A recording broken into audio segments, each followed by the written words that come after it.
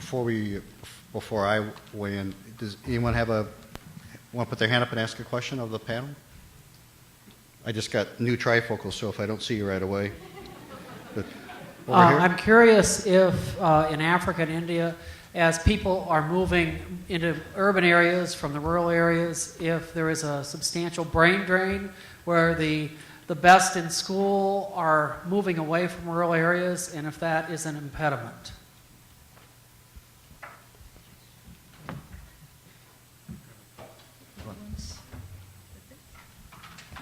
So the question is, you're asking if people from the rural are moving to urban and brain drain in the rural?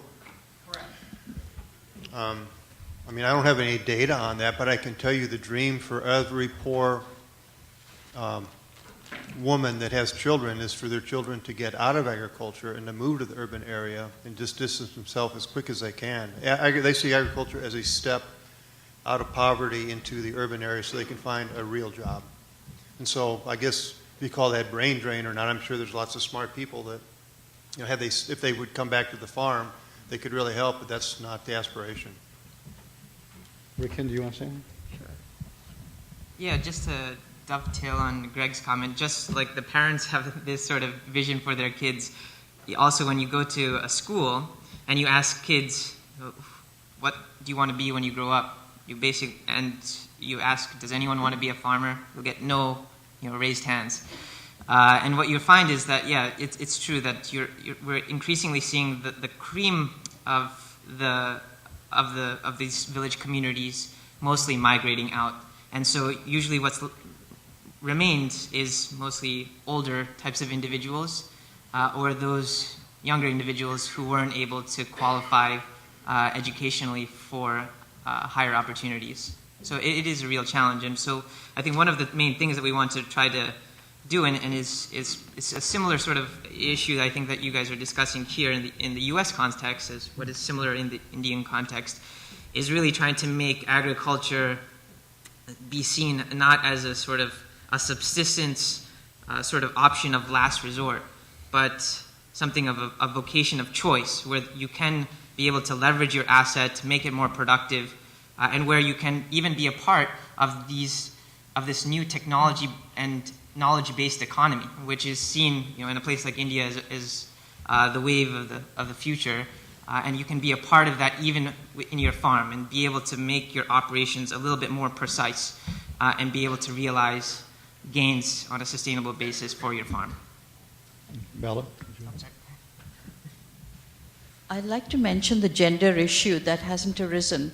Women do not migrate out of villages as much as men do. And if you look at the data on Africa, more women are involved in agriculture than men. So given that women do not migrate out, investment and extension focused on women as farmers is really important. I was just going to say my partner on the book that I wrote that we wrote together has gone on and done a second book, which he's just wrapping up now, and he spent a year in a village in Kenya, and it was interesting that the goal of the mom with her kids, the husband's not there, the goal of the mother is to make enough money so that the oldest son can go through school, pay his school fees, and hopefully he'll become a lawyer. And it's an interesting balance because basically she has to decide how much maize that she can feed through the year to pay his school fees and hope that there'll be enough left that someone in the family doesn't starve. So, the hunger season that they balance, it's just amazing the kind of math they have to do to figure out how to make their lives better and the balancing act that's involved. You had a question back here? And then you're next in the front. This is on the subsistence versus production question. Subsistence versus production, or subsistence as a step on the way to production, and allocating the residual. I wonder if you see success as solidifying a subsistence grasp for the maintenance of existing population and the anticipated growth, or if you're looking at is success for you transitioning these people from their subsistence, their current level of subsistence agriculture into production? And then for Bella, my question really relates to domestic political acceptance.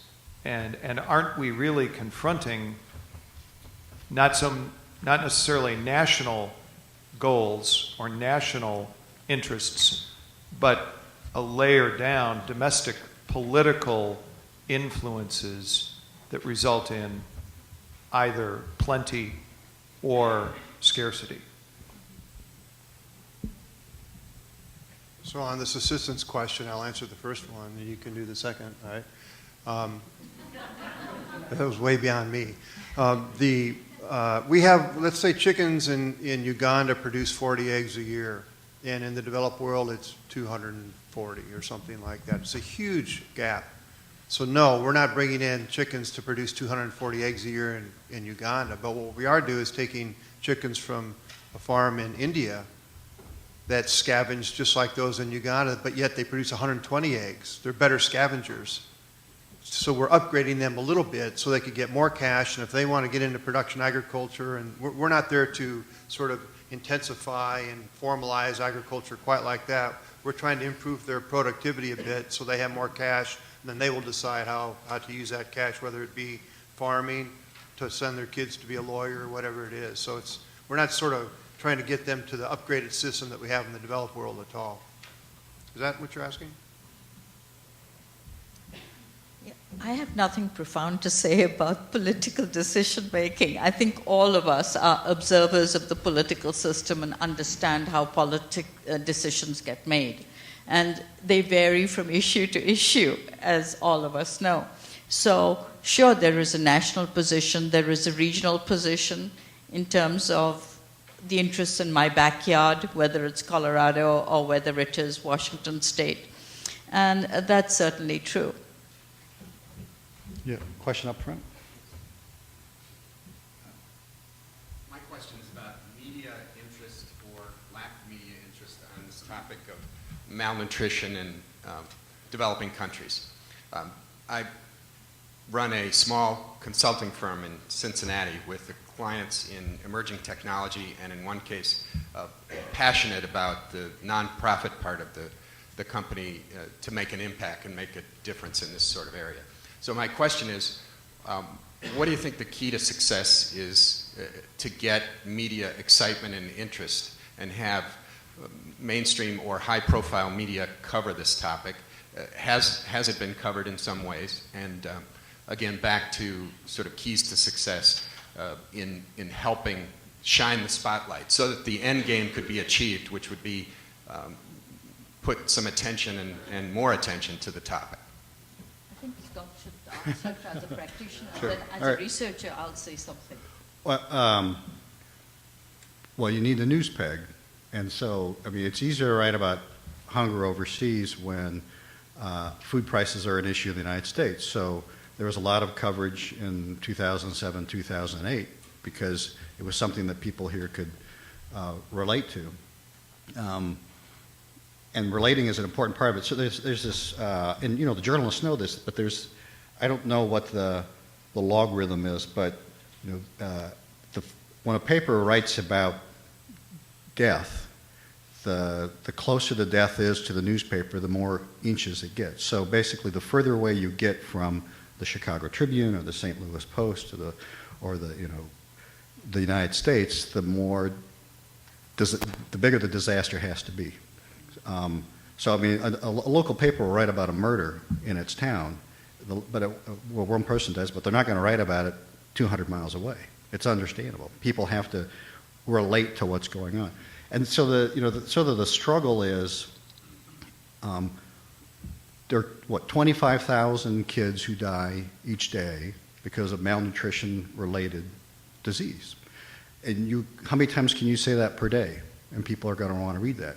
25,000 people died today. The next day, you can't say 25,000 people died on Tuesday and Wednesday. People aren't going to read that. In part because it's happening so far away. But if you say the amount of kids who died today from malnutrition-related diseases would be the equivalent of 60 jumbo jets crashing into the earth each day. Well, then people, they all fly jumbo jets, and they sort of relate to that. That's sort of one mechanism. But again, you can't do that each day. So really, chronic malnutrition is chronic. It's a constant kind of issue.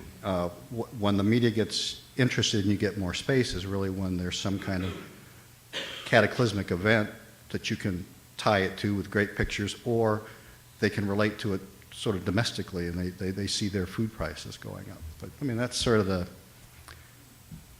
sounds sort of grim, but that's sort of the math. Yeah.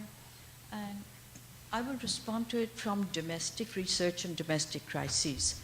So there's a lot of criticism from Bleeding Heart humanitarians saying the world is not covered enough. Malnutrition, stunting, 1 billion people being malnourished. The US press should cover it more.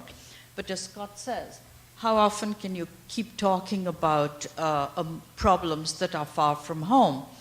And so the local peg is really important. Now, having said the local peg is important, how do we cover domestic crises in the US? Crime, for example. There's been a lot of research on how we portray poverty, crime, ethnic minority groups, African Americans primarily in the US.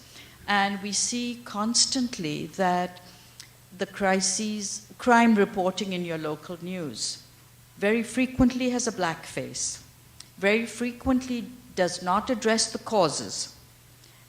There are episodes with no connection to a theme.